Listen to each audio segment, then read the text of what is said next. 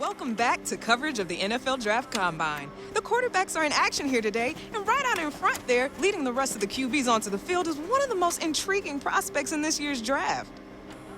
Even after a junior season with 4,600 passing yards, 50 total touchdowns, and over 600 yards on the ground, there are still some scouts who question whether Cap is a day one starter in the NFL. And that's the NFL's first mistake.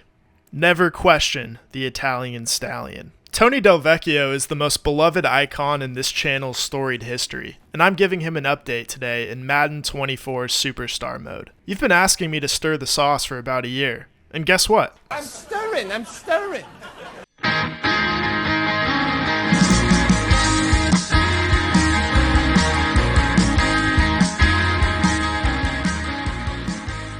At the NFL Combine, Tony proves he can handle some weight, a product of working long hours in the tomato fields during summers in the old country. The bench press is no match for Del Vecchio, and he executes 13 reps in front of the scouts. Having run away from the cops on the streets of Jersey so many times as a youth, the 40-yard dash is more of a cakewalk for Tony, and he clocks in at a clean 4.5. The 3-cone drill? Forget about it. Tony's been cutting all of his life, and this is no more difficult than slicing up a pizza pie.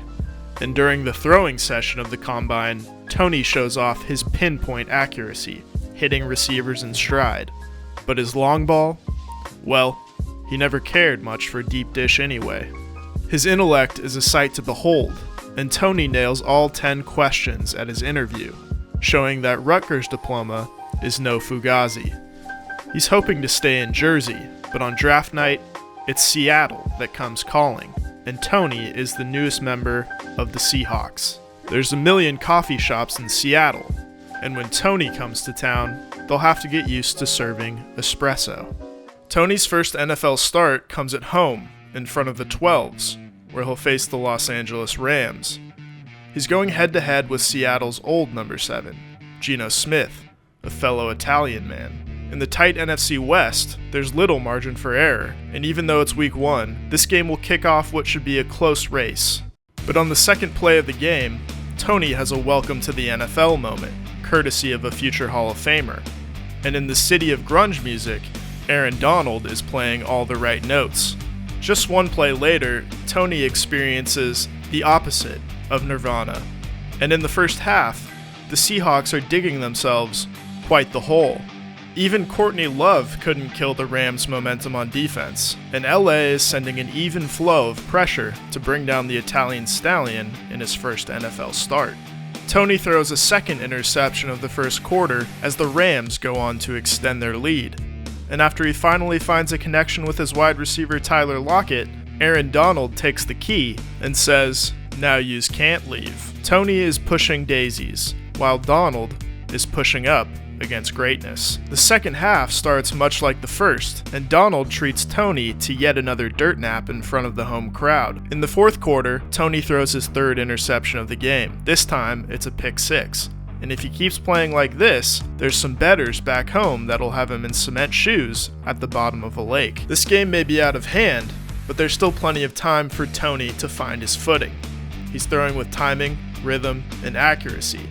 And the Seahawks are finally knocking on the door for their first points of the game. But when he gets in the red zone, Tony tosses his fourth interception.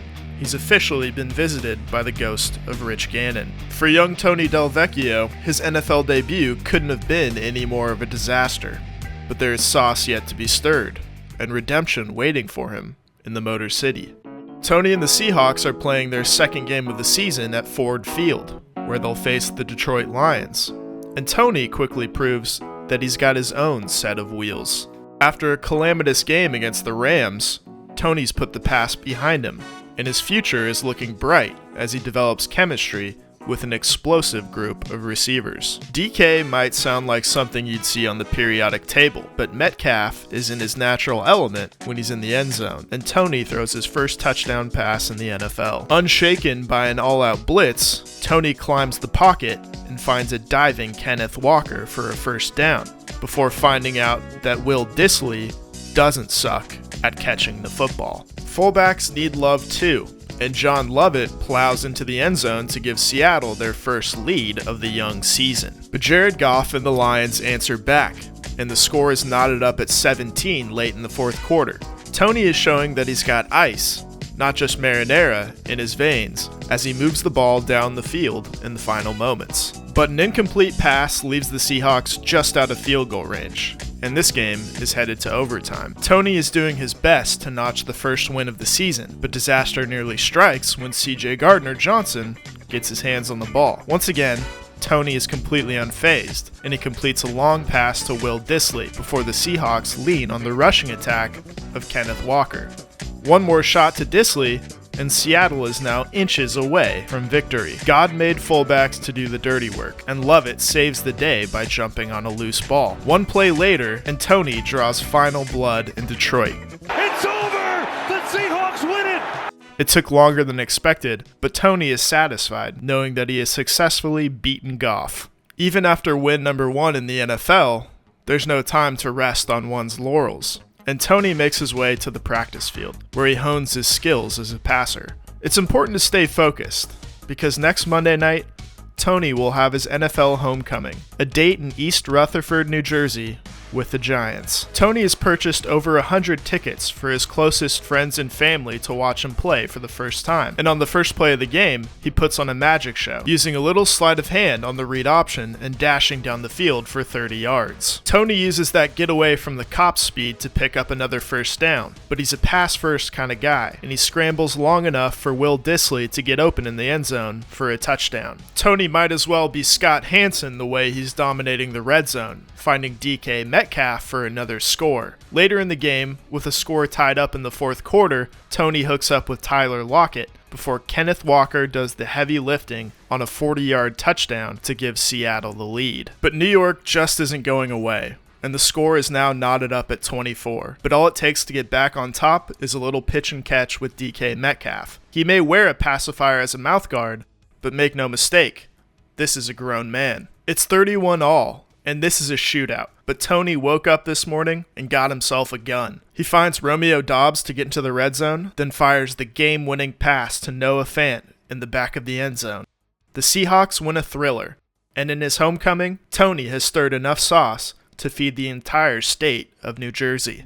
Back in Seattle, Toney looks to keep it going and declaw Bryce Young and the Carolina Panthers. Early on, Tyler Lockett shows off his cat-like reflexes to snag an early touchdown. But before this game can turn into a thriller, Frankie Louvu tells Toney to beat it before celebrating like Michael Jackson. Tyler Lockett's got some moves of his own, but it's another Jackson, Dante, who intercepts Toney's dangerous pass before halftime. The Panthers are unleashing an inferno on Seattle, and even a garbage time touchdown can't help the Seahawks escape from the 7th layer of hell. This Panthers crew has all the right stuff, and even an ally like Toney isn't safe from their blitz. The Seahawks were unable to make the Panthers their prey, but a week later in Cincinnati, the Bengal tiger is on the verge of extinction when Toney gets loose for a late touchdown in the jungle. Against one of the top teams in the AFC, Toney redeems himself with a big day. The Gabagool gunslinger has his team at 3-2, and he celebrates with the best play in football, the kneel down. Next week, there's another Ohio team on the menu, the Browns, and against Cleveland, Toney is steaming hot, and he begins the game with a scramble for an early touchdown. Unlike Deshaun Watson, Toney is not perverted, he's just Italian, and the only happy endings he's getting are taking place in the end zone. Like Watson, Jackson Smith-Njigba is comfortable on his back, and Toney finishes off the drive with another rushing touchdown. He's extremely satisfied with the effort he's getting from receivers like DK Metcalf, and Kenneth Walker busts into the end zone to seal the deal in Seattle. The Seahawks make the longest trek in the NFL, all the way to Baltimore to face the Ravens, where Toney will go head-to-head with Lamar Jackson, one of the most dynamic quarterbacks in the league. Jackson may be a dual threat, but Toney is a gabagool threat. In the first quarter, Del Vecchio shows that he's got the legs and the speed to rival Jackson, giving Seattle an early 10-point lead. But it's not just his legs that are an asset. This quarterback can use his arm, too, and he splits the seam to find tight end Noah Fant for a long catch-and-run touchdown. Tony is ready and willing to show off that 4.5 speed, and he dashes all the way to the end zone for a 60-yard touchdown. Against the best running quarterback in the league, it's Tony who's dominating on the ground, racking up over 200 yards against the Baltimore Ravens. He wears number 7, so some pundits may call him Vanilla Vic. And like the famous Italian Mike Tirico, Tony may have to do a 23andMe to find out where he got all this speed. But it's the All-22 that will show that this game was a masterpiece for Tony. And unlike an HBO show set in Baltimore, this one does not go down to the wire.